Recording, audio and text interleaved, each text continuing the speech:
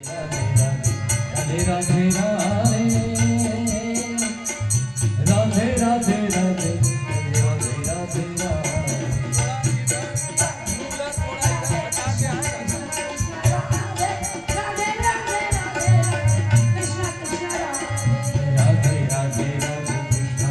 कृष्ण राधे राधे राधे राधे कृष्ण कृष्ण कृष्ण राधे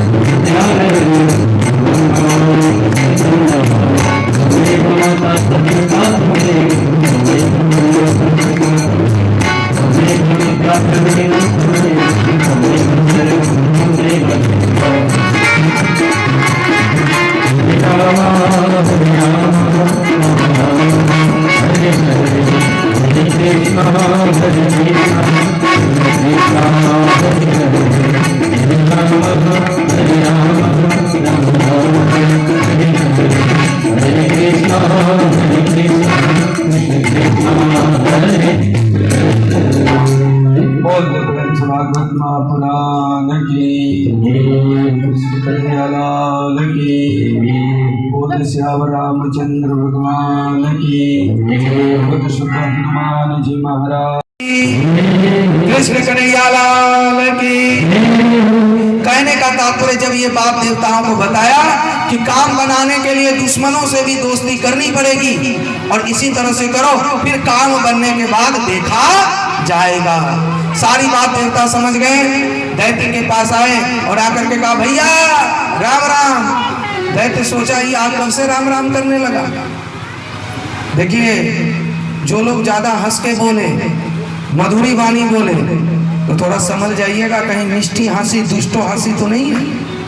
और ठगने वाला ना ज्यादातर मीठा मिठाई बोलता, कभी आपको कड़क से नहीं बोलेगा, गुस्सा होकर नहीं बोलेगा, पर उल्टा होता। हम लोग गुस्सा करने वाले पर जल्दी भड़क जाते हैं, कैसे बोलता है। जो संत महापुरुष सचमुच निर्लोभी निष्काम निष्पक्ष होते हैं ना, वो झट से मुंह पे बोल देगा, वो ज्यादा चापलूसी में नहीं फंसता है। पर जिनको कुछ लेना है वो तो चापलूसी करेगा ही, और वो लगेगा कहीं नाराज ना हो जाए, और जजमान नाराज हो जाए तो कहीं विदाई अटक ना जाए, इसलिए करते रहो। तो कभी उनके क्रोध को, उनके उल्हाना को, उनके उपलाम को कभी दिल से नहीं लगाना, बुरा नहीं मानना, समझना कि हमारे सुधार के लिए ही ये कर रहे हैं। और यदि आप उससे डरोगे, बचने का प्रयास करोगे तो आप कभी भी अच्छे मूर्ति नहीं बन सकते, क्योंकि मूर्तिकार छेनी और हथौड़ी लेकर के एक सुंदर रूप देना चाहता है, और जो छिटक जाता है, जो मूर्ति बनने के लायक नहीं रहता, वो एकदम से दूर हट जाता है, तो वो सीढ़ी में आ जाता है, लोग उस पर अपना जूता चप्पल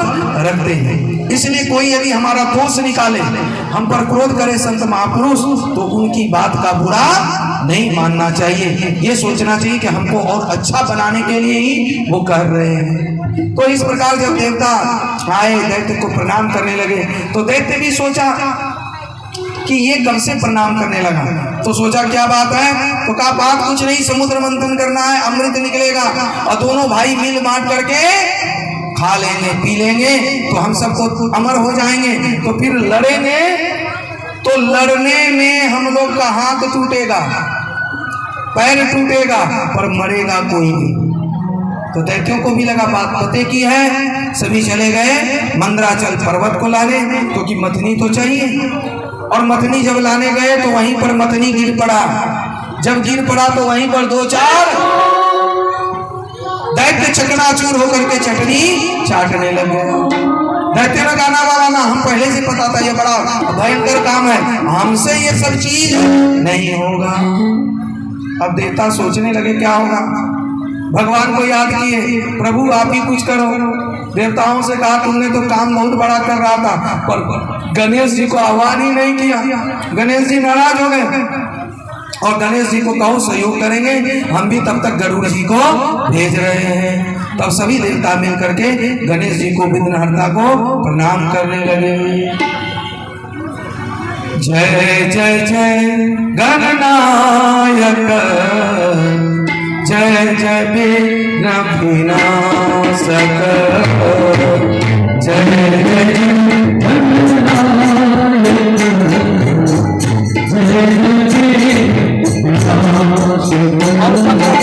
जय जय जय गणनायक, जय जय विघ्न विनाशक, जय जय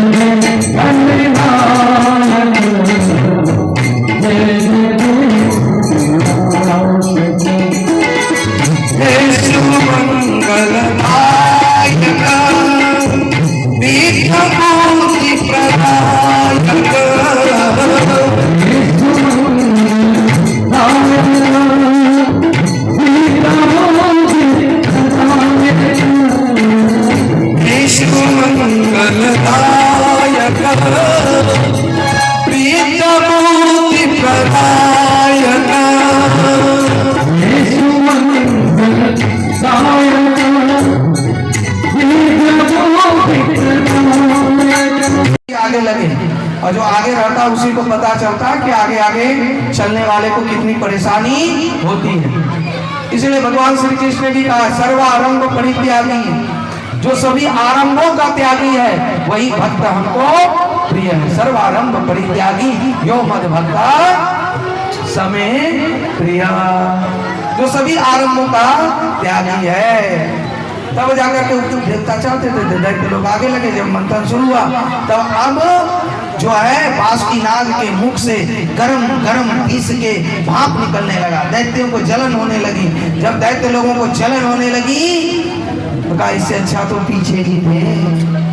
कोई कोई कहने लगा अरे बनो बड़े बाप का बेटा, और बनो बड़े बाप का बेटा।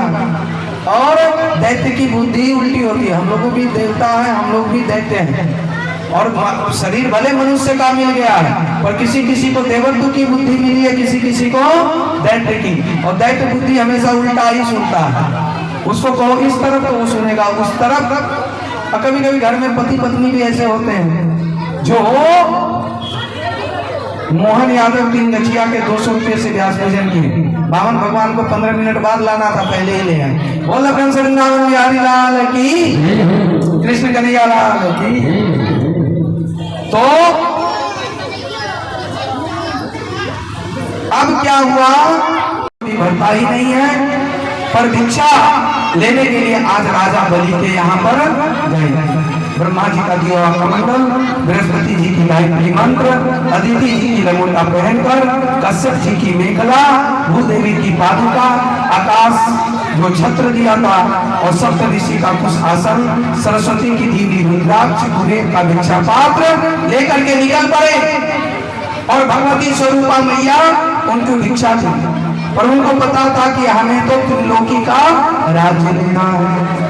आज राजा बलि दूर से ही देख रहे हैं कि कोई बटुक भिक्षाटन करते हुए आ रहा है हमारे ही दरबार की तरफ, और रूप से ही दूर से ही उनके रूप माधुरी को देख करके राजा बलि बड़ा मुग्ध हो गए। हम सब भी देखिए आज वामन भगवान का कितना सुंदर साक्षात भगवान लगता है इस कथा पंडाल में प्रकट, कितना सुंदर झांकी बनी है।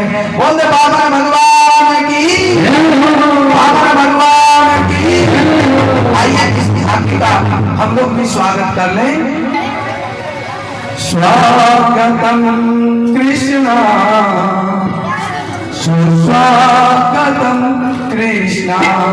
वामन भगवान से हम यही कहें, हे वामन, हे प्रभु, हे विष्णु स्वरूप, आप क्या कीजिए, बस एक ही काम कीजिए कि ये जो मेरा मन है, ये जो मेरा बुद्धि है, वो आप में समाहित रहे, आपके चरणों में लगा रहे।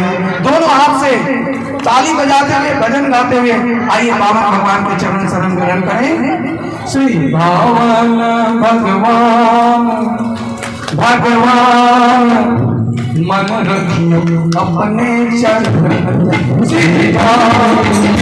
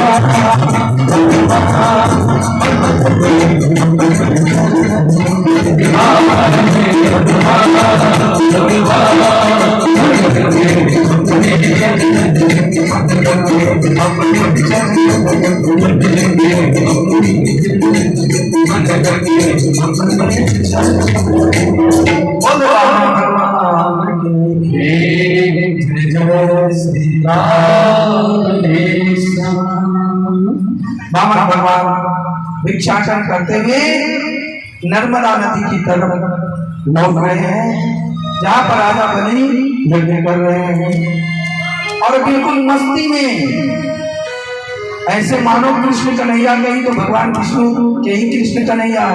अब बामन पहले आ गए कि देवताओं को पहले स्वर्ग का राज्य दे दे, तब हम ब्रजमंडल में आए। एकदम से वही रूप सौंदर्य माधुर्य लेकर के आ रहे हैं। चलिए हम लोग भी इनका इंतजार कर लें। बामन भगवान को ले आइए जल्दी से। मतवाली जाकी चाल मेरो यशोदा मामा जाके घूमर वालों वाल मेरो यशोदा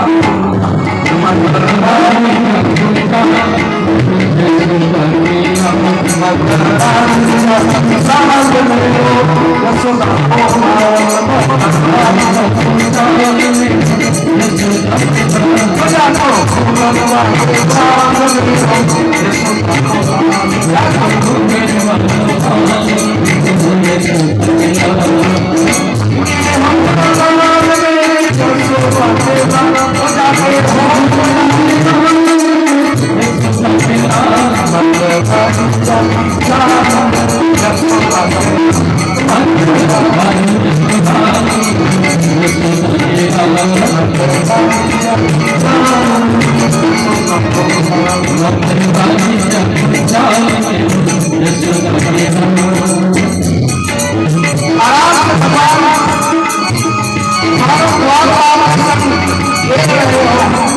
ऐसे ही आ रहा है।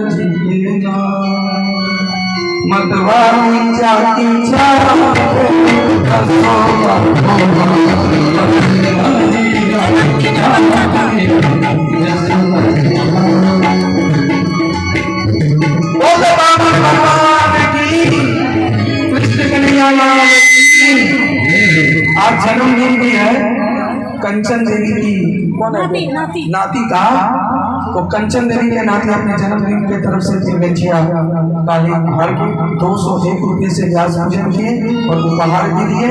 बहुत बहुत धन्यवाद। साथ ही जो है ताली रविशंकर प्रसाद 3 गठिया के कटिहार के ही हैं, तो रविशंकर प्रसाद जी भी 101 रुपये से व्यास पूजन किए और उपहार दिए, तो बहुत बहुत धन्यवाद। साधुवाद।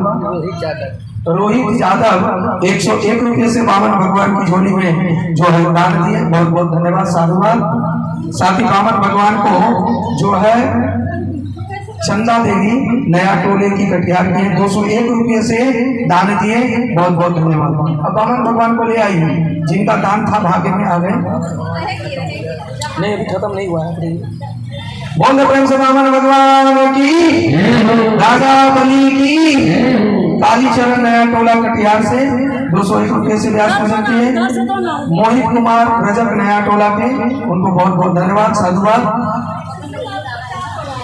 साथ ही जो है निखिल कुमार जो 101 रुपये से व्यास पूजन के, बहुत बहुत धन्यवाद।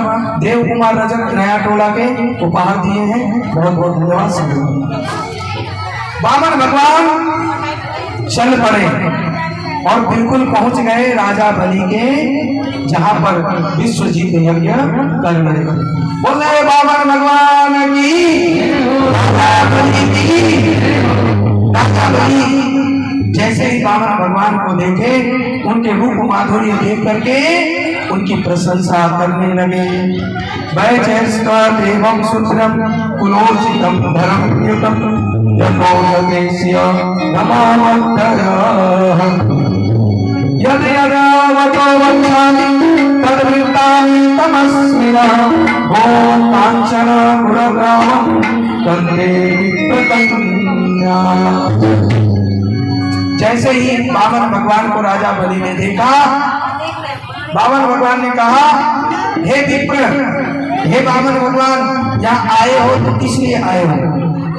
कहा हम यहाँ किसी खुशी के लिए नहीं, हम तो अकिंचन ब्राह्मण है, हमें कुछ नहीं चाहिए, जबकि चाहिए स्वर्ग का राज। पर वामन भगवान कह रहे हैं कि हमको कुछ नहीं चाहिए, हम तो ऐसे ही आए आपका दर्शन करने। वामन भगवान से कहा राजा बलि ने, यहाँ पर कोई ऐसे थोड़े ही आता है, अरे जो भी आता है तो कुछ मांगने ही आता है, तो मांगो। आप गाय मांगेंगे तो गाय देंगे, चाहे जितनी गाय लेना चाहो।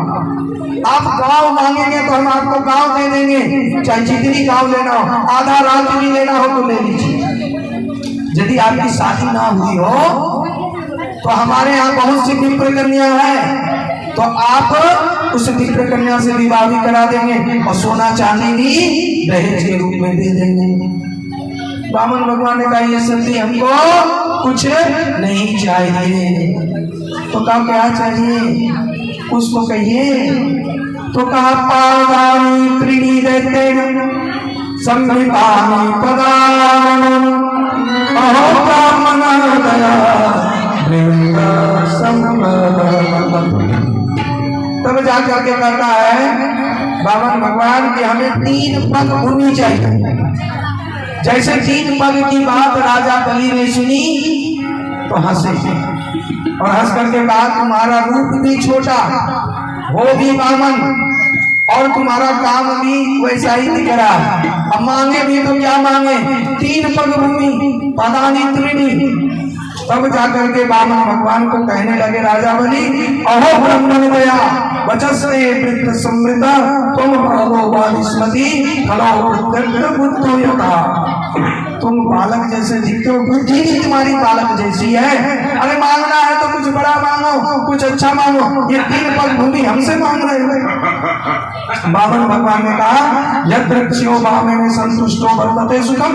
हम संतोषी ब्राह्मण हैं, हम लोभी वामन नहीं है और हमें संतोष में ही सुख मिलता है। यद छल्यम तलो विप्रस्य वर्धते, और जो ब्राह्मण संतोष करता है तो उसको तो भूमि संपत्ति आदि आ ही जाती है। इसलिए आप हमें मांगने वाला भिखारी ही मत समझ लीजिए। तब राजा बलि ने कहा नहीं नहीं, यहाँ पर कोई आता है तो अयाचक होकर के जाता, फिर उसको कहीं मांगने की जरूरत नहीं पड़ती है, इसलिए खुल करके मांगे। जब बार बार कह रहा था हमें कुछ नहीं चाहिए, बस 3 पग ही आप भूमि दान करो, तब जाकर के शुक्राचार्य जी सोचने लगे ये है कौन। तब आंख बंद किए, ध्यान करके देखने लगे तो देखा अरे ये ना तो वामन है ना छप्पन है, ये तो सीधे त्रिलोकी नाथ ही यहाँ पर पधारे हैं, ये तो भगवान विष्णु है। शुक्राचार्य जी राजा बलि के पास जाते हैं और जाकर के कहते राजा बलि खबरदार, जो 3 पग जमीन देने का संकल्प लिया तो। इधर वामन भगवान भी अड़ गए, लूंगा तो संकल्प करके लूंगा, ऐसे नहीं दूंगा। शुक्राचार्य जी करें खबरदार, और यदि संकल्प किया तो हम तुम्हारे राज्य ये सब छोड़ के चले जाएंगे। तब जाकर के राजा बलि ने कहा कि यदि ये बामन है, ब्राह्मण है, तो मांगने आया है तो अपनी सामर्थ्य के अनुसार ही देगा। और जब ये भगवान विष्णु है, भगवान होकर के मेरे यहाँ मांगने आए हैं, तो इससे बड़ा सौभाग्य और भाग्य और क्या हो सकता है कि भगवान होकर के एक राजा के यहाँ, हमारे जैसे साधारण दैत्य कुल में जन्म लिए विरोचन पुत्र के यहाँ स्वयं भगवान मांगने आए हैं, तो मैं अपना हाथ पीछे नहीं करूंगा, क्योंकि मांगने वाला हमेशा छोटा ही है। और अब भगवान को दान दे करके तो हमारी कीर्ति, हमारी यश, हमारा मान सम्मान और बढ़ेगा। इसलिए हे गुरु जी हमको मत रोको। ललिता देवी जितेंद्र पोद्दार जी की धर्मपत्नी ललिता देवी वामन भगवान की झोली में 201 रुपये से व्यास पूजन किए। बहुत बहुत धन्यवाद। और आप लोग जो गुप्त रूप से दे रहे हैं उनको भी बहुत बहुत धन्यवाद। अब वामन भगवान को मंच पर ले आइए, जिनको देना है मंच पर बाद में दे दीजिएगा। वामन भगवान को ले आइए। बोल वामन भगवान की। इस प्रकार वामन भगवान ने कहा नहीं, हम 3 पग जमीन लेंगे तो अपने पैर से माप करके ही लेंगे, ऐसे वैसे नहीं लेंगे। तब शुक्राचार्य जी ने राजा बलि को समझाया, देखो दान देना अच्छी बात है, पर सब कुछ लुटा देना ये बुद्धिमानी नहीं है। और ये जो बामन आया है तेरा सब कुछ लेने आया है, भले लगता है छोटा, भले लगता है बौना, और कहता हम कुछ नहीं लेंगे। 3 पग कौन कहे, 2 पग में ही तेरा सब कुछ ले लेगा। इसलिए दान दो पर हिसाब से दो। अरे दान कितना हिस्सा करना चाहिए, तो शुक्राचार्य जी समझाते हैं कि देखो धर्माय यशार्थाय कामाय स्वजनाय च पंचधा विनितम च मोदते। 5 हिस्सा करना चाहिए। एक स्वजन कुटुंबी जनों में खर्च करो, एक हिस्सा अपने में खर्च करो, एक व्यापार आदि राजपाट में लगाओ एक हिस्सा, और एक हिस्सा जमा करो बुढ़ापे के लिए, और एक हिस्सा दान करो। यानी अपने धन का 5वां हिस्सा दान करो। ये लगी सब कर दो। कहा जब भगवान आए हैं, यदि सभी ले लेंगे तो ले लेंगे, पर मैं अपना वचन, अपना कदम पीछे नहीं हटाऊंगा। मैं झूठा साबित नहीं होऊंगा। शुक्राचार्य जी कहते देखो झूठ बोलना भी पाप नहीं है, 5 जगह झूठ बोल सकते हो। शुक्राचार्य जैसा गुरु वैसा चेहरा समझाएगा ही। और कई गुरु होते हैं कि हम ही को दान मिले, किसी और को न मिले। तो शुक्राचार्य जी की बुद्धि दैत्य के गुरु समझा रहे हैं क्या, ऐसे रोचने साक्षात भगवान विष्णु कश्यप देवो नम्राणे साधका स्त्रीषु नर्म विवाहे चक्रत्यार्थ प्राण संकटे ओंकार कृत्यम गणिये सप्तमी श्री। ये साक्षात विष्णु भगवान है। अरे 3 पग में ही ये सब कुछ ले लेगा। इतना दान लाए कि वामन भगवान का हाथ दर्द करने लगा। वामन भगवान ये कम नहीं है, ये तेरे 2 पग में सब ले लेंगे। तब कहा देखो झूठ बोला जा सकता, स्त्रीषु नर्म विवाहसु। यदि स्त्री के साथ प्रसंग हो तो थोड़ा झूठ मूठ चलता है। पति पत्नी के रिश्ते में हल्का फुल्का झूठ, हंसी मजाक, इसमें कोई दोष नहीं है। नर्म विवाहेषु, विवाह में जो है थोड़ा बहुत झूठ चलता है कि लड़की बहुत अच्छी है, पढ़ी लिखी है। लड़का वाला भी करता है, एकदम से सरकारी नौकरी है, भले प्राइवेट रहे, और जितना जमीन देख रहे हैं सब अपना ही है। थोड़ा बहुत झूठ वहां भी चलता है शादी विवाह में। अब जानता है कि सब बढ़ा चढ़ा के ही बोलता है। तो कहा यहाँ भी झूठ नहीं गिना जाता। और किसी की प्राण संकट में हो, हिंसायम नारितम असयुक्त, तो प्राण संकट में हो, प्राण बचाने के लिए भी यदि झूठ बोला जाए तो वो झूठ नहीं कहलाता है। इसी प्रकार से मोक्षनार्थम हिंसाया कृत्यार्थ प्राण संकट है। और यदि खुद का प्राण संकट में हो तो उस समय भी झूठ नहीं होता है। इसलिए अभी तुम्हारा सब कुछ जा रहा है, प्राण संकट में आने वाला है, तुम कह दो कि हम नहीं देंगे। तब राजा बलि खड़े हो गए और कमंडल लिए। राजा बलि को कमंडल लीजिए, खड़े हो जाइए। राजा बलि ने कमंडल लेकर के जैसे ही संकल्प करना चाहा, शुक्राचार्य जी टोटी में घुस गए। ये बात भागवत में नहीं लिखी है, पर विष्णु पुराण में ये बात आती है, पद्म पुराण में भी ये बात लिखी है कि शुक्राचार्य जी सूक्ष्म रूप लेकर के टोटी में घुस गए कि पानी ही ना गिरे। जब जल ढालने लगे पानी नहीं गिर रहे, तब जाकर के क्या हुआ, शुक्राचार्य जी तो अब घुसे हुए टोटी में पानी गिर नहीं रहा। अरे कमंडल बामन भगवान तो राजा बलि को आप खड़े हो जाइए, पैर देना है, ठीक है चलो ठीक है बैठिए के करेगा, ठीक है। बोल प्रेम से राजा बलि की, बामन भगवान की। जब नहीं निकलने लगा जल तो क्या किया, तब क्या किया कि टोटी में ऐसा सिक फेंका कि जा करके शुक्राचार्य जी का एक आंख फूट गया। जैसे फूटा तो वहां से निकले और भागे। जब भागे वहां से निकल करके तब जाकर के जल निकला। जल लेकर के संकल्प किए और शुक्राचार्य ने जाते जाते कहा तेरा सब चला जाएगा, कुछ नहीं रहेगा, क्योंकि तूने गुरु की बात नहीं मानी, जा तेरा कल्याण न हो। तो कहा गुरु जी कल्याण हो ना हो, पर जब भगवान खुद मांगने आए हैं तो हम भी कैसे पीछे हटे। इस प्रकार से उन्होंने 3 पद का जैसे ही संकल्प लिया, तब जाकर के क्या हुआ कि एक पद से पूरा भू भुव स्व जन तप सत्यलोक तक अपना पैर उठा और जैसे ही सत्यलोक पर पैर पहुंचा तो ब्रह्मा जी अपने कमंडलों से जल निकाल करके उनके पैर को धोए और दूसरे पैर से नीचे भू भुवा स्व जन तपा के बाद ये अतल वितल सुतल तलातल पताल लोक तक माप लिया। अब तीसरा पद बचा ही नहीं। पृथ्वी नापी एक में, दूजे में आकाश, तीजा डगलित सब असुर निराश। सब असुर निराश हो गए। अब तीसरा पद कहाँ रखेंगे, बचा ही नहीं। तो कुछ असुर मारने के लिए आया। तब राजा बलि ने कहा खबरदार, अभी कुछ कोई किया तो ये युद्ध का समय नहीं है और हम अभी जीत भी नहीं सकते। तब जाकर के राजा बलि ने कहा जल्दी कहो राजन, तीसरा पैर कहाँ रखूं। तब जाकर के राजा बलि की धर्म पत्नी ने विंध्याचल ने कहा, विंध्यावली ने कि जब पास नहीं कुछ भी तो तुमको कैसे दी जाती, वह वस्तु तुम्हारी होती जो तुम्हें समर्पित की जाती। हे प्रभु सब कुछ तो आप ही का है, मेरा मुझ में कुछ नहीं, जो कुछ है सब तो तेरा कुछ को सौंपते क्या लागत है।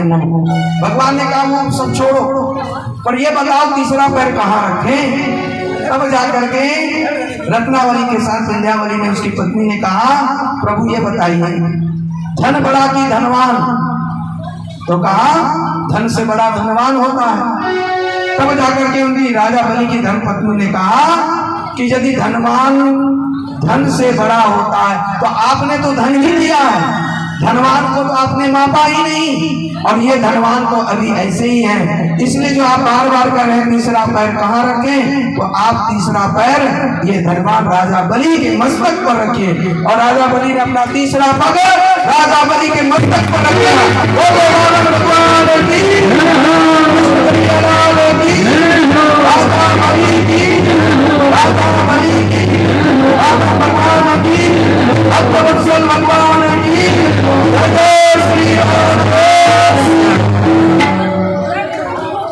इस प्रकार से 3 पद से तन मन और धन सब राजा बलि का ले लिए।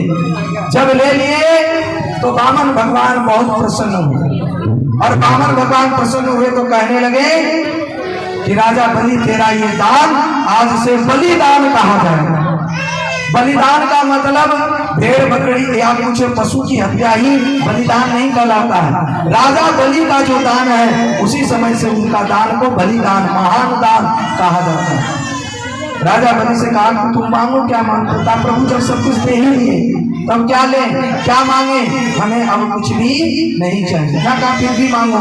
तब राजा बलि ने कहा कि देना ही चाहते तो एक मेरी इच्छा है कि आप जब कह रहे कि पाताल लोक में जाके रहो, स्वर्ग का राज्य छोड़ दो, तो हम ये चाहते हैं कि हम जब पाताल लोक से निकले तो आपका दर्शन करें, जब आए तो आपका दर्शन करें और आपका दर्शन हम हमेशा करते रहें। तब तो बाबा भगवान ने सोचा कि हमको क्या बनना पड़ेगा, द्वारपाल, और भगवान विष्णु द्वारपाल बन गए। अब तो लक्ष्मी मैया परेशान हो गई कि कहाँ गए। नारद जी आए, कहा कि अब तो पाताल लोक में नौकरी लग गई है विदेश में, अब आने वाले नहीं है। तब मैया लक्ष्मी रक्षाबंधन के दिन पाताल लोक गई राजा बलि के यहाँ और जा करके बैठ गई। राजा बलि का नजर पड़ा, रोते हुए कही आज रक्षाबंधन का दिन है, कोई भाई नहीं है। राजा बलि ने भी कहा कि हमारी कोई बहन नहीं है। इस प्रकार से कहा कि चलो अच्छा बात है, तो आज से हम लोग धर्म के भाई बहन बन जाते हैं। इस प्रकार दोनों धर्म के भाई बहन बन गए। रक्षा सूत्र बांधा, रक्षाबंधन का दिन था, और रक्षा सूत्र का मंत्र क्या है, जब पंडित जी लोग हाथ में बांधते हैं तो क्या करते हैं, दान इंद्रम बलि राजा माचल, ये रक्षा सूत्र बांध दिए। अब भाई बहन का रिश्ता हो गया। राजा बलि ने कहा बहन आपको क्या दें, क्योंकि तुम्हारे अनुसार देंगे तो ठीक रहेगा, नहीं तो कई भाई ऐसे कंजूस होते हैं कि कुछ काम में भी नहीं आता, रखा हुआ साड़ी ही दे देता अपनी पत्नी वाला और कहता बहन ले जाना। अब बहन भी क्या करें, ऐसा चीज देना चाहिए जो बहन के काम आ जाए। तो कहा ऐसी चीज मांगो जो तुम्हारे काम आए। कहा भैया आपकी दया से, प्रभु की कृपा से सब कुछ है, कुछ कमी नहीं। कहा नहीं ऐसे नहीं होगा, रक्षाबंधन का दिन है, कुछ तो देंगे ही, मांगो। जब बार बार कहे तो कहा भैया देना ही है तो कुछ नहीं, हमारे यहाँ द्वारपाल नहीं है, ये द्वारपाल जो आपके यहाँ खड़े हैं ये इसी को हमको दे दीजिए। राजा बलि का माना ठनका। कहा बहन बताओ सच सच तुम कौन हो, हमको पता है तुम लक्ष्मी हो सकती हो, दूसरा कोई नहीं हो सकती हो। प्रभु ने भी हमको छला और तुम भी अब जिसका दर्शन करके जी रहे थे उसे ले करके जा रही हो। कोई बात नहीं लक्ष्मी मैया, लक्ष्मी बहन ले जाओ, पर आप जहाँ रहो अच्छा इतना दिन का आनंद मिला ये भी कम नहीं है। तो राजा बलि को भी भगवान ने कहा देखो राजा बलि जो आगामी मनवंतर है उसमें तुम उपेंद्र बनोगे, स्वर्ग का राज्य मिलेगा, और तुम्हारा जो मनवंतर आएगा वो मनवंतर तुम्हारे नाम से ही चलेगा, और उसमें मत्स्यावतार होगा, और सत्यव्रत और विवस्वान और श्राद्ध देव से वैवस्वत मनु उस समय प्रकट होंगे, तो तुम आगे चल करके तुम्हें स्वर्ग का राज्य मिलेगा, पर अभी तुम ये राज्य दे दो।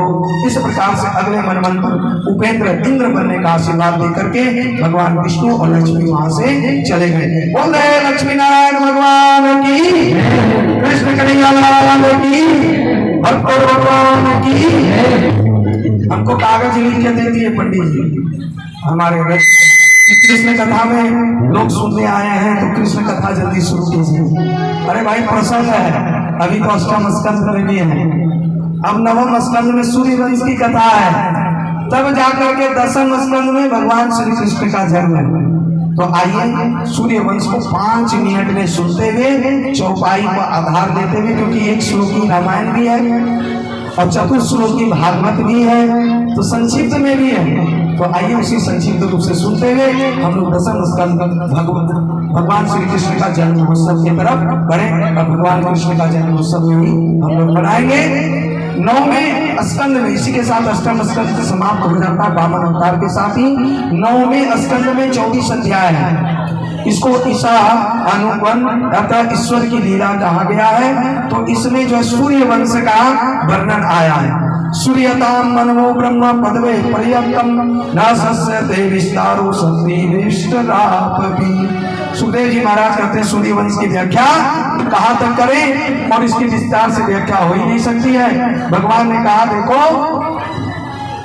प्रभु भगवान विष्णु के नाभि कमल से ब्रह्मा जी प्रकट हुए, और ब्रह्मा जी के पुत्र हुए मारीच, मारीच के कश्यप, कश्यप के विवस्वान जिसको हम लोग सूर्य कहते हैं, और सूर्य के पुत्र हुए श्राद्ध देव, श्राद्ध देव की विवाह हुआ श्रद्धा से, उससे वशिष्ठ जी हुए, वशिष्ठ जी द्वारा मित्रावरुण, और उससे सुदूम्न, सुदूम्न का विवाह हुआ बुध से, बुध का पुरुर्वा, पुरुर्वा का उत्कल, गय और विमल, और इसी तरह से आगे मनु महाराज प्रकट हुए, उसके 10 पुत्र हुए, इक्ष्वाकु, मृग, सरियाती, दिक, धृष्ट, कुरुप, नृस्य, नृदम, नभग, च, कवि, विभु, और नभाग का इसमें वर्णन आया। सरियाती का विवाह सुकन्या से, सरियाती का पुत्री हुआ सुकन्या, सुकन्या का विवाह हुआ चवन ऋषि से, चवन का पुत्र हुआ उत्तरवही भूरिसेन, और अनर्थ के ही पुत्र हुए रेवत, रेवत के 100 पुत्र हुए। उस 100 पुत्र में ही एक हुआ रेवती जिसका विवाह हुआ बलराम जी से। फिर मनु पुत्र के दूसरे नभग, नभग के नभाग, नाभाग के अम्बरीश, अम्बरीश जो कि एकादशी व्रत के द्वारा भगवान को प्राप्त किए सुदर्शन चक्र, और सुदर्शन चक्र की उन्होंने स्तुति की। आगे से इसी वंश में इक्ष्वाकु हुए जिनको 100 पुत्र हुआ, और उसके ही युवनाश, युवनाश के पुत्र हुए मंधाता, मंधाता के पुरुरवा, पुरुरवा के दस्यु, अनंतर, अनंतर के हर्यस, हर्यस के अरुण, अरुण के त्रिवंद, त्रिवंद के पुत्र हुए त्रिशंकु जिसको हम लोग सप्तव्रत के भी नाम से जानते हैं, और उसी के पुत्र हुए हरिश्चंद्र, हरिश्चंद्र के ही कुल में रोहित, रोहित का हरित, हरित का चंप, चंप का सुदेव, सुदेव का विजय, विजय का वरुण, बाहु, बाहु का पुत्र हुआ सागर, सागर का ही जो सुमति से और विवाह हुआ उसका बेटा अंशुमान, उसने ही घोड़ा लाया तो उन्हीं का बेटा हुआ दिलीप, दिलीप का भागीरथ, भागीरथ ने गंगा जी का अवतरण किया सूर्यवंश में, उनका पुत्र हुआ श्रुत, श्रुत का नाम, नाम का सिंधुदीप, सिंधुदीप का हुआ जहन्नू, जो जाह्नवी ऋषि हम लोग करते हैं, कई लोग जाह्नवी गोत्र भी कहलाते हैं, उसका पुत्र हुआ सुदास, सुदास का सैदास, सैदास का अश्वक, अश्वक का मूल, मूल का दशरथ, ये दशरथ वो नहीं है जो राम जी के पिताजी हैं, दशरथ के फिर पुत्र हुए एडविड, एडविड के विश्वरूप, और खटवान, दीर्घबाहु, दीर्घबाहु के पुत्र रघु, और रघु के पुत्र हुए अज, अज के दशरथ, दशरथ के पुत्र हुए राम, लक्ष्मण, भरत और शत्रुघ्न। बोल चारों भैया की। मात्र 2 श्लोक में रामायण है।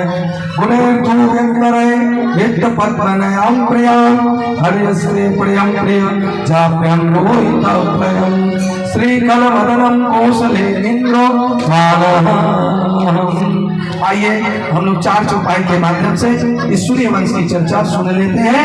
हम सबको पता है भगवान श्री कृष्ण रात को भादो महीने में, वर्षा ऋतु में, कैद खाने में और कैसे कैसे जन्म लिए, बल्कि उनके विपरीत राम जी का जन्म हुआ। राम जी का जन्म कहाँ हुआ?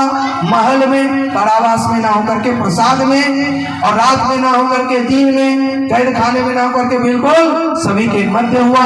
और राम जी बड़े भाई बन करके आए और कृष्ण जी सबसे छोटे बन करके आए, और राम जी सूर्य वंश में और कृष्ण जी चंद्र वंश में। तो एक सूर्य वंश की नाम का महिमा मंडन किए और एक चंद्रमा यानी चंद्र वंश की महिमा मंडन किए। तो इस प्रकार नवमी तिथि मधुमास पुनीता शुक्ल पक्ष अभिजित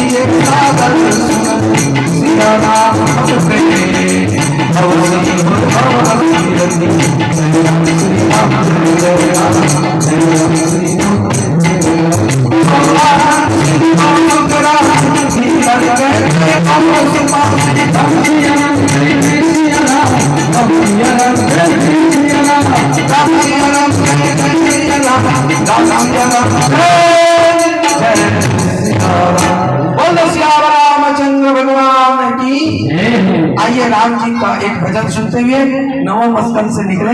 कभी भगवान की कृपा हुई, कालिका मैया की कृपा हुई तो राम कथा में विस्तार से, और 7 दिन नहीं 9 दिन राम कथा जब 9 दिन होती है तो थोड़ा विस्तार से, ये हड़बड़ हड़बड़ करके नहीं हो पाता है।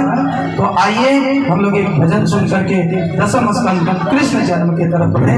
आइए बोलिए राम जन्म का या भजन समझ करते हैं। बोल रहे श्याम रामचंद्र की, प्यारे बबुआ की जय जय श्री राम।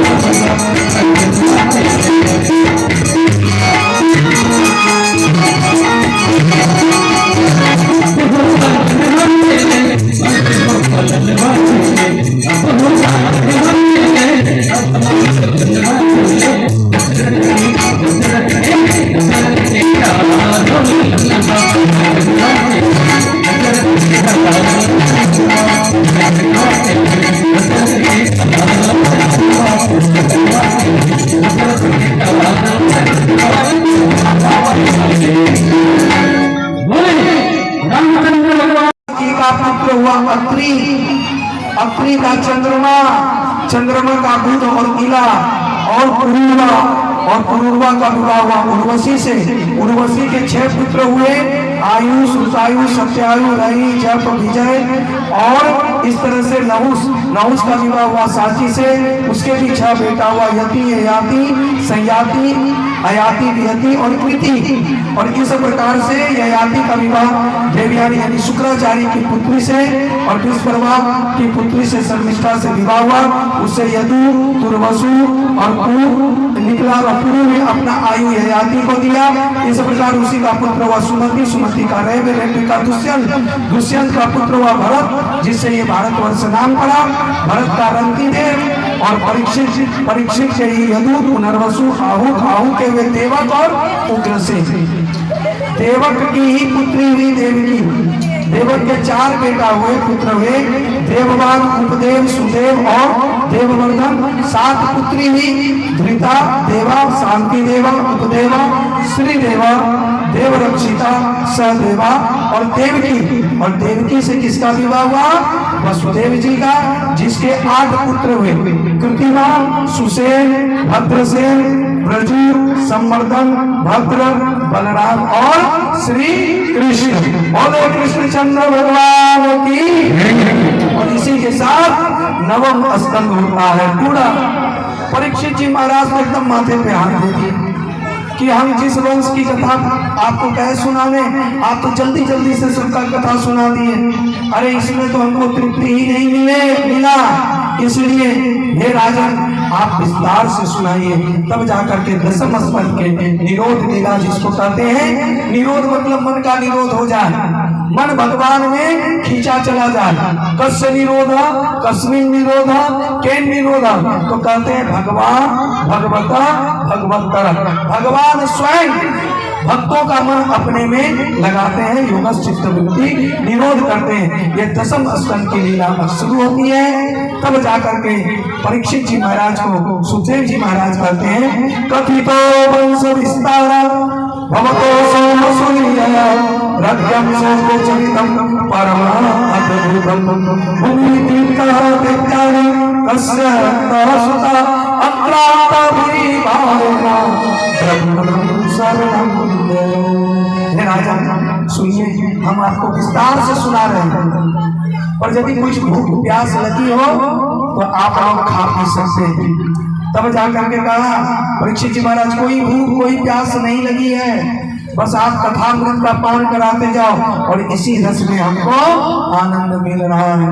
तब जाकर के सुखदेव जी महाराज बहुत खुश हुए कि ऐसे वसुदेव गृहे साक्षात भगवान पुरुष पर अर्जन्य से सुनो राजन, जब ये धरती आक्रांत हो गई, किससे? आक्रांत भूरी भार है ना, दैत्यों से, और इसकी भार को जब धरती मैया सहन नहीं कर पाई तब वह ब्रह्मा जी के पास आई। तो ब्रह्मा जी ने कहा, हे धरती नहीं है, हे धरती हम तुम्हारा दुख कैसे दूर करें, चलो महादेव के पास। महादेव जी ने कहा कि इसकी धर्म पत्नी है, उसी के पति के पास चलते हैं, भगवान विष्णु के पास।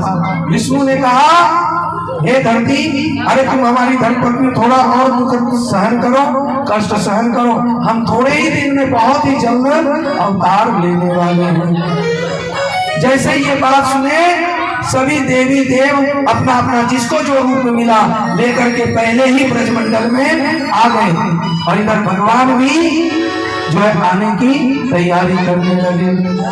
जैसे देवकी और वसुदेव का विवाह हुआ, रथ ले जाने लगा, तभी आकाशवाणी हुई, अस्यस्तमा अष्टम हो गर्भा हंते या बहसे बुला। हे अबोध, हे मूर्ख, तू किसको प्रेम से ले जा रहा है? तू जिसको ले जा रहा वही तेरा बहन का 8वां गर्भ तेरा काल होगा।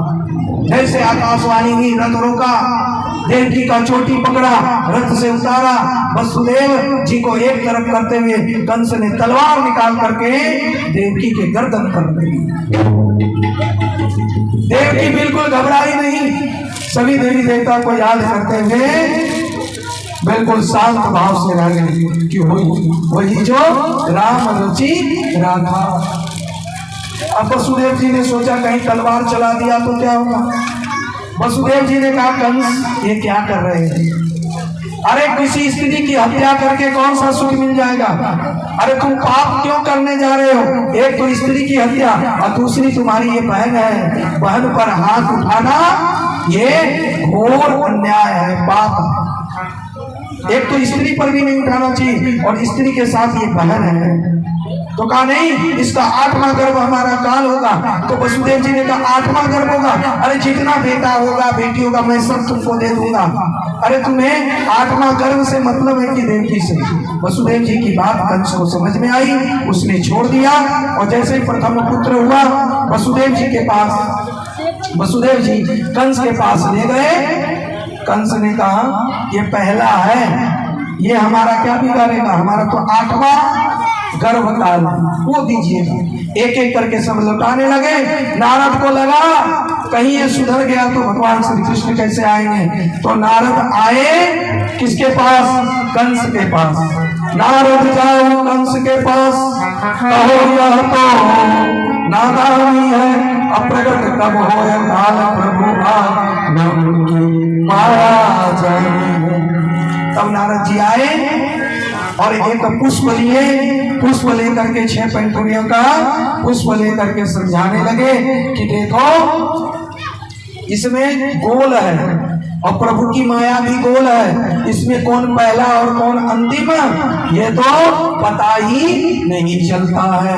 इसलिए पहला भी भगवान की माया में अंतिम हो सकता है और अंतिम भी पहला हो सकता है। तब जाकर के कंस का माथा ठनका। मूर्ख और संत दूसरे के फूकने से ही बचने लगते हैं। का पकड़ लो देवकी को, मार डालो वसुदेव को, डाल दो कारावास में। और पकड़ करके कारावास में डाल दिए। एक एक करके सभी पुत्रों को मार डाले। 6 पुत्रों को मार डाला। तब 7वें गर्भ में भगवान श्री कृष्ण आए। उस गर्भ के सभी देवताओं ने स्तुति किया।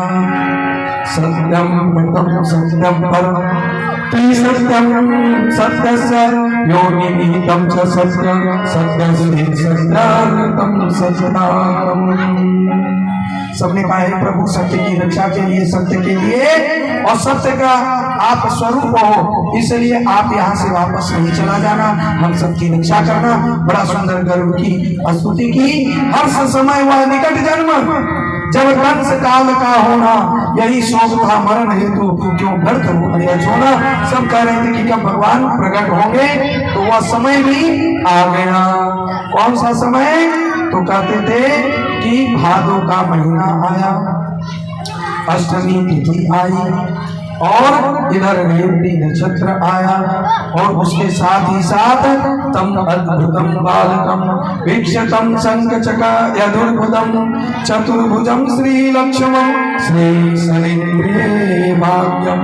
4 भुजा लेकर के चतुर्भुज रूप में पीताम्बर धारण करके अस्त्र शस्त्र हाथ में लिए प्रकट हो गए। बोले लक्ष्मी नारायण भगवान की, लक्ष्मी नारायण भगवान की।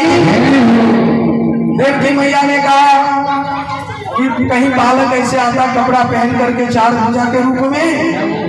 हे प्रभु, आप तो बाकी जैसी सुलीला अति प्रिय लीला, आप तो बालक बनी। भगवान ने कहा वही बताने के लिए कि तुम भगवान रूप में हमको मानी थी, तो हम वही हैं। अब बालक बनने जा रहे हैं। बगल में टोकरी रखी है, उसको वसुदेव जी को समझा दिया धारण करना और आप गोकुल में पहुंचा देना। टोकरी में वसुदेव जी ने भगवान श्री कृष्ण को उठाया, बाल रूप भगवान को। बोले बाल कृष्ण भगवान की, बाल कृष्ण भगवान की। और उठा करके गोकुल मथुरा से चल पड़े गोकुल की तरफ। रिमझिम वर्षा हो रही थी और उधर सभी द्वारपाल सो गए। एक एक करके सभी द्वार खुले और मथुरा के राजपथ से होते हुए गोकुल की यमुना नदी पार कर रहे हैं। आइए भजन के माध्यम से हम लोग श्रवण करें मुनि कि कैसे गोकुल पार कर रहे हैं। यमुना नदी पार करते हुए गोकुल जा रहे हैं। अब जा रहे हैं तो यमुना नदी में उफान आ रही है, इतनी उफान आ रही है कि यमुना भगवान श्री कृष्ण की पटरानी है। यमुना चाहती है कि भगवान श्री कृष्ण के इस बाल मनोहर रूप का अपने पति का हम दर्शन करें। तो देखो भगवान टोकरी से थोड़ा अपना पैर निकाल के रखेंगे और जैसे उफान आया तो भगवान ने एक कदम निकाल करके यमुना को प्रहार किया और कहता मुझे शर्म नहीं लगती है? अरे कम से कम संस्कृत का लिहाज तो कर, दाढ़ी को तो देख। तब और हमारे ससुर जी जा रहे हैं तो रास्ता दे, और तू हमसे मिलने के लिए आकुल है। द्वारका में मिलेंगे, अभी यहाँ गोकुल में रास्ता दे। तब जाकर के यमुना ने रास्ता दिया और यमुना ने जैसे ही रास्ता दिया तो वसुदेव भगवान उनको लेकर के पार होने लगे। आइए भजन के माध्यम से हम लोग भी गोकुल पहुंचे।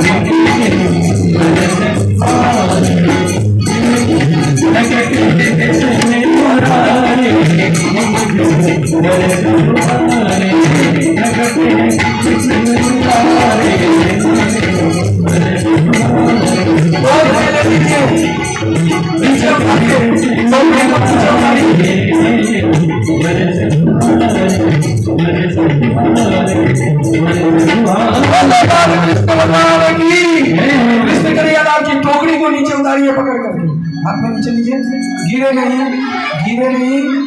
बोल प्रेम से वृंदावन बिहारी लाल।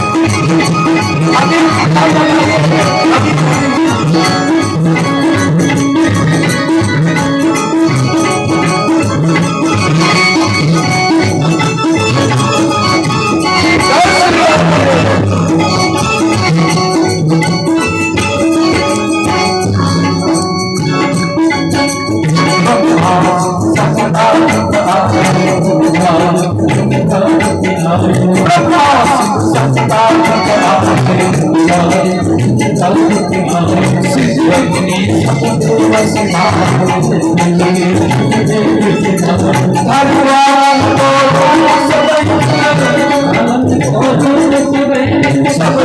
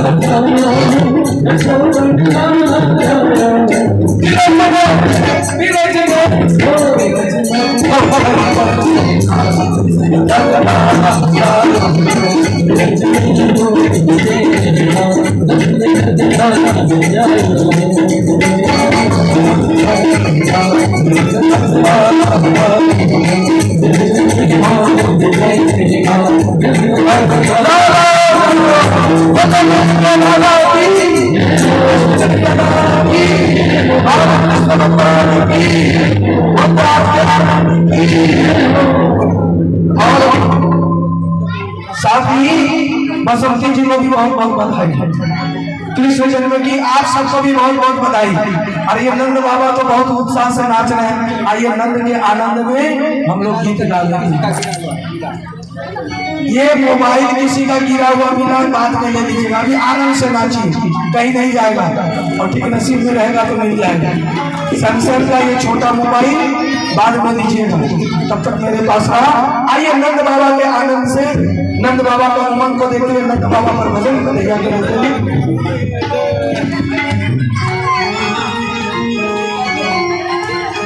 आइए नंद बाबा और मैया यशोदा कितनी खुशी से नाच रहे हैं। आप सभी इनके ताल में ताल मिला।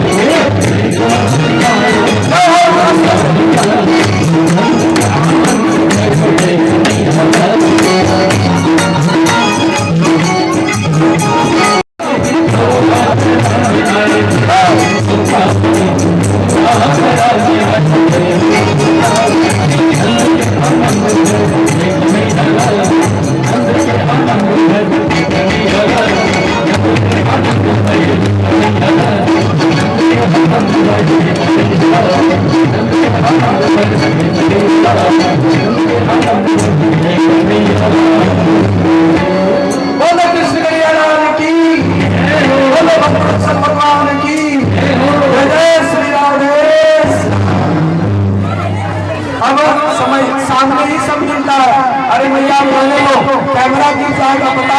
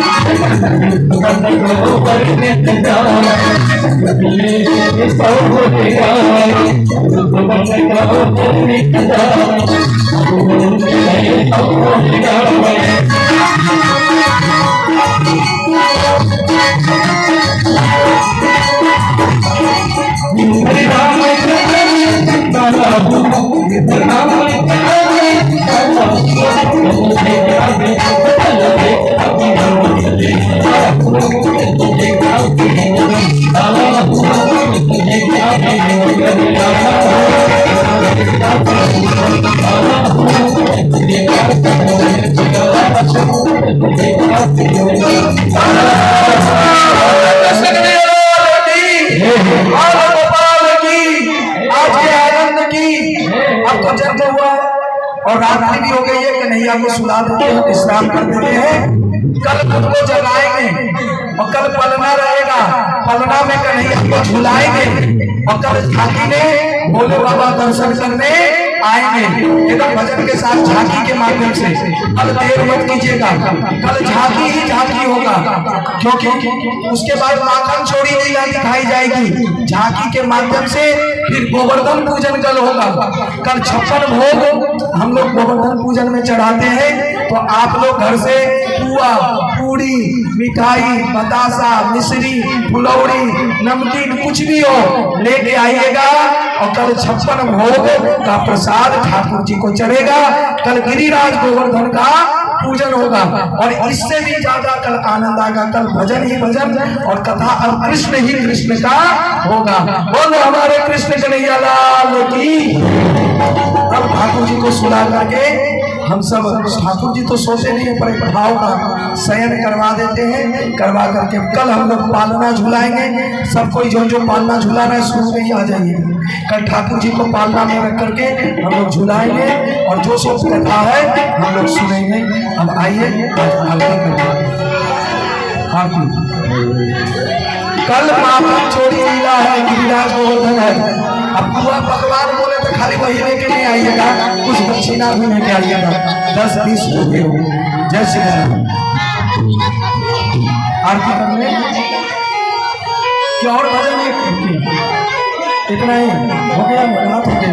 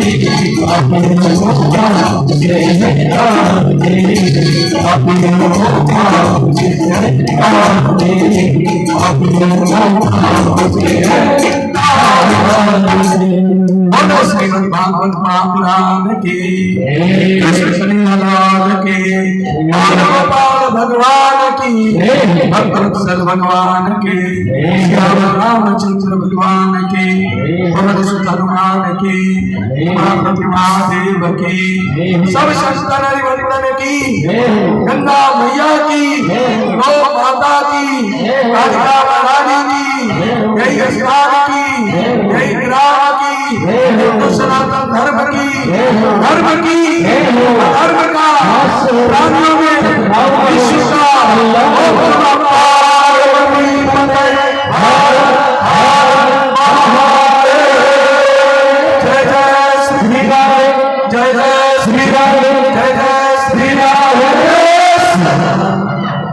इसी के साथ यह चतुर्थ दिवस की कथा भगवान श्री कृष्ण के जन्म महोत्सव के साथ विराम होती है।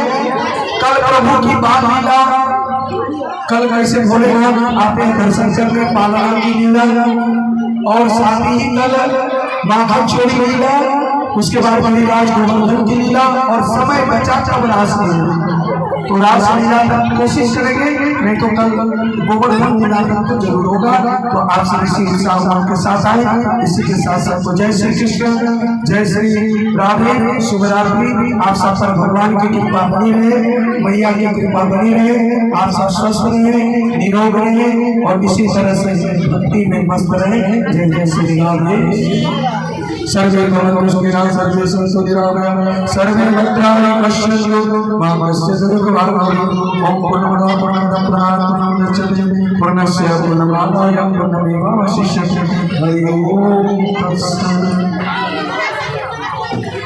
प्रसाद आप लोग सामुदायिक भवन में बट रही है। आज जयंती जी की तरफ से है, कल बसंती जी की तरफ से था, उन्हीं की जयंती प्रसाद पंकज इन लोगों की तरफ से है। तो आप वहाँ से प्रसाद ग्रहण कर ले, सामुदायिक भवन के पास है। और आप लोग आरती भी ले लें, जो लोग आरती नहीं है आरती ले लें। और आप सब जितने कोई बधाइयाँ दिए, किसी का नाम भूल गए हो तो काम से नाम हो जाता है। ठाकुर जी सब देख रहे हैं, तो उनको भी हम ठाकुर जी से प्रार्थना करते हैं व्यास से कि उन पर भगवान कृपा बनाए रखें, बरसाए रखें, उनके दुखदारी को दूर करें, शांति मुक्ति भक्ति को प्राप्त करें। और यही हम व्यास से प्रार्थना करते हैं। कहने सुनने में कुछ अभिनय हो जाता हो, गलती हो जाती हो तो क्षमा करेंगे। जय श्री राम जी, जय श्री राम।